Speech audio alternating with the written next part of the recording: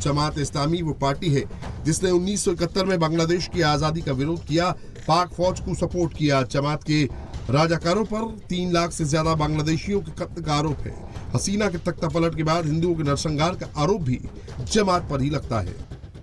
BNP भी कुछ कम नहीं है।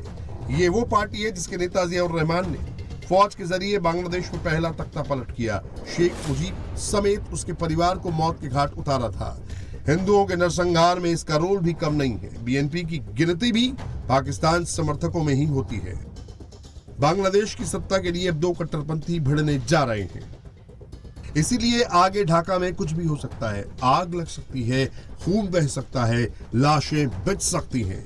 यूनुस को चुनाव से पहले भागना भी पड़ सकता है, क्योंकि जमात के शफीकुर रहमान की नजर इस वक्त ढाका के प्रधानमंत्री की कुर्सी पर है।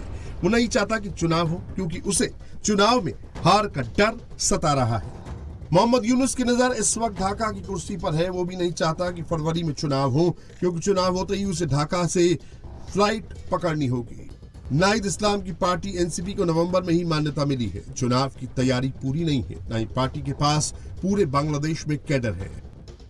ফ্যাসিবাদী শক্তি এবং তাদের দোসররা দেশে এবং বিদেশে সক্রিয়, তারা চেষ্টা করবে বাংলাদেশের গণতান্ত্রিক উত্তরণকে যেন কণ্ঠকাঠিন্য করতে পারে, বাধাগ্রস্ত করতে পারে, পারতপক্ষে নির্বাচনকে বানচাল করতে পারে। অবশ্যই সেটা দুঃস্বপ্ন, আপনারা সেটা সামনে দেখতে পাবেন।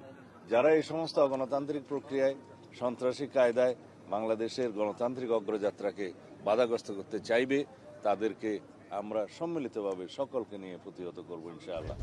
जमात को लग रहा था कि नरसंहार और दंगों से तारिक रहमान डर जाएगा, ढाका नहीं आएगा और चुनावी मैदान में सबसे बड़ा प्लेयर वही रहेगा, लेकिन अब ऐसा होने वाला नहीं है। तारिक रहमान मैदान में उतर चुका है, उसकी कट्टरपंथी टोली भी सड़क पर निकल चुकी है।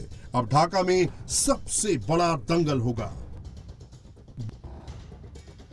আপনাদের সকলের সামনে আমি বলতে চাই, আই হ্যাভ এ প্ল্যান। আমরা দেশে শান্তি চাই, আমরা দেশে শান্তি চাই, আমরা দেশে শান্তি চাই। মার্টিন লুথার কিং, নাম শুনেছেন না আপনারা? মার্টিন লুথার কিং, তার একটি বিখ্যাত ডায়লগ আছে, আই হ্যাভ এ ড্রিম। আজ এই বাংলাদেশের মাটিতে দাঁড়িয়ে আপনাদের সকলের সামনে আমি বলতে চাই, বাংলাদেশ জাতীয়তাবাদী দলের একজন সদস্য হিসাবে আপনাদের সামনে আমি বলতে চাই, I have a plan for the people of my country, for my country. Bangladesh इस वक्त बारूद के ढेर पर बैठा है। एक और जिहादी जमात है तो दूसरी ओर कट्टरपंथी बीएनपी। टेंशन बहुत ज्यादा बढ़ चुकी है। लोगों को अभी भी लग रहा है कि बांग्लादेश का यह चुनाव इतिहास का सबसे खूनी चुनाव हो सकता है। जमात को पता है तारिक रहमान जब तक मैदान में है, प्रधानमंत्री की कुर्सी तक पहुंचना उसके लिए मुश्किल है। नाहिद इस्लाम को भी पता है कि बीएनपी की दमदार मौजूदगी उसे सत्ता से दूर कर देगी, लेकिन दोनों इतनी आसानी से तारिक रहमान के लिए मैदान खाली कर देंगे, ये भी संभव नहीं है। जिहादी जमात बीएनपी को रोकने के लिए पूरी ताकत लगा देगी। আশাকে নিয়ে যে আকাঙ্ক্ষা প্রতিষ্ঠিত হয়েছে, আমরা মনে করি জনগণের সেই আকাঙ্ক্ষা শতভাগ প্রতিষ্ঠিত হবে তার নেতৃত্বে। গণতন্ত্র ফিরবে, গণতন্ত্র ফিরাতে হবে, ষড়যন্ত্র হটাতে হবে। যে কোনো মূল্যে আমাদেরকে নিশ্চিত করতে হবে যাতে মানুষ নিরাপদ থাকতে পারে। আবারও আপনাদের কাছে কৃতজ্ঞতা প্রকাশ করছি আজকে আমাকে এইভাবে বরণ করে নেওয়ার জন্য। আমরা যে শ্রেণীর মানুষ হই, আমরা যে দলেরই রাজনৈতিক দলের সদস্য হই অথবা একজন নির্দলীয় ব্যক্তি হই, আমাদেরকে নিশ্চিত করতে হবে যে কোনো মূল্যে আমরা আমাদের এই দেশের শান্তি শৃঙ্খলাকে ধরে রাখতে হবে। যে কোনো মূল্যে যে কোনো বিশৃঙ্খলাকে পরিত্যাগ করতে হবে। যে কোনো মূল্যে আমাদেরকে নিশ্চিত করতে হবে যাতে মানুষ নিরাপদ থাকতে পারে।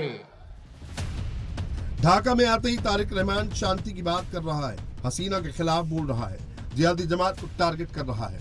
वो खुद कुछ कम नहीं है।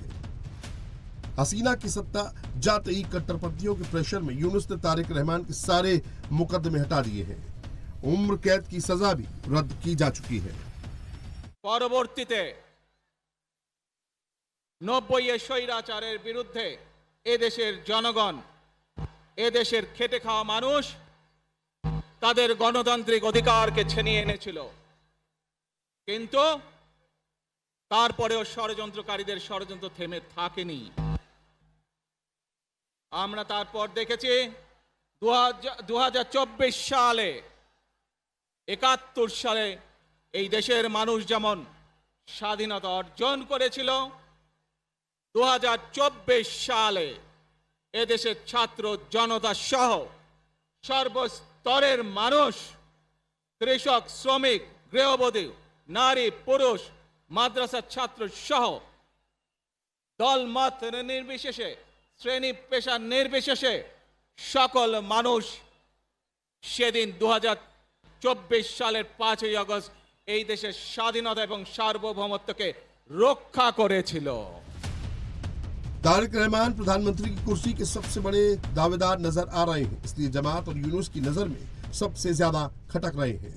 जिहादियों को लग रहा है कि हसीना के जाने के बाद बनी खाली जगह पर तारिक अपना कब्जा जमा लेगा और इसीलिए जमात कभी भी ढाका में दंगा पार्ट 2 लॉन्च कर सकती है। चुनाव रोकने के लिए कभी भी खूनी खेला शुरू हो सकता है।